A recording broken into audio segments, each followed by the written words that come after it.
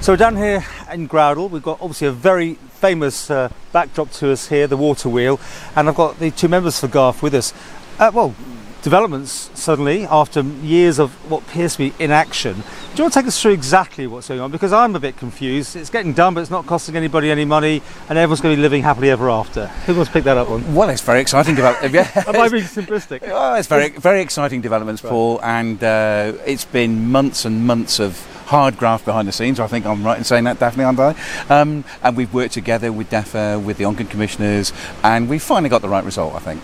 And you two are claiming this as yours, your little win? I think it's everybody's win. It's for the whole community. It's the wheel is going to be restored by a community partner. It's a local company of specialist international mining engineers who are just a little way down the road in Laxey, and they wanting to do something as a community project to give something back.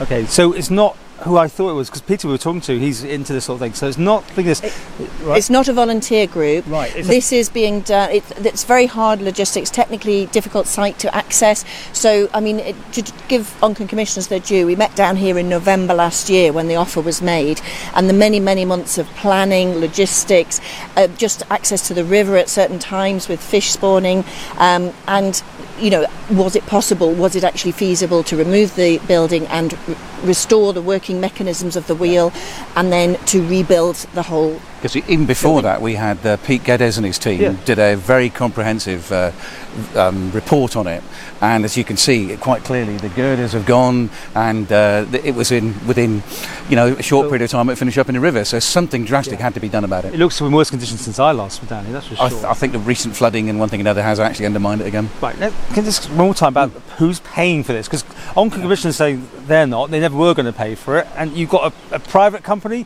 that's coming in. The introduction came from Martyn. You want to take the start of it was way back last year. I was at Government House and I happened to bump into somebody who we got talking and one thing and another, and he said he was a mining engineer, and I said, well, you don't know anything about restoring gears and things, do you? And it sort of went on from there, and Daphne convened a meeting down here with them, and they said, yeah, we'd love to get involved because we're looking for something to do to put back into the community. And their world headquarters is in Laxey. And world headquarters. Yeah. This is a big global company that just happens to be in Laxey who likes water wheels. It's almost like two together, isn't it? Completely altruistic. They wanting to put back in the community. This is a project that they have the necessary expertise for, and what they don't have for the rebuilding and the design, they are perfectly prepared to pay somebody to reconstruct the bits that they can't do themselves. And that's what a lot of people now be worried about. What is going to happen here? Will it have a big advertising sign on the side of it, or will it look like it is now? Will it actually turn? Will it produce electricity? What?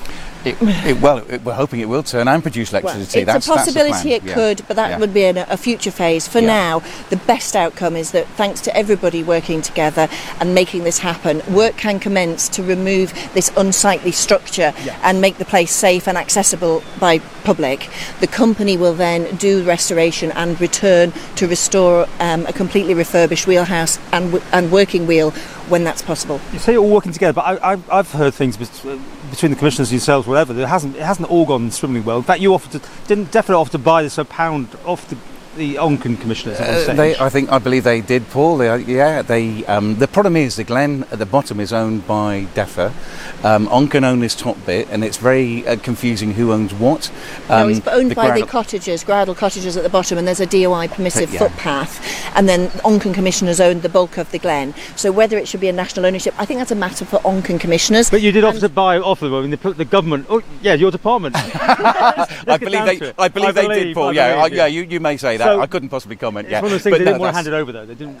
No, I think they were concerned. They didn't want the ratepayers to pick up the tab, and quite rightly so. And the outcome we've got is that somebody's going to pay the bill, and they just have to do the upkeep, a lick of paint every 5 years or something, and checking for debris and the ongoing maintenance of the Glen. But whatever the future of the Glen is, the main point today is that the people of Onken and Groudle is the best used, most loved Glen. It's got the railway working in it, and this little iconic building is going to be restored to its Victorian splendour.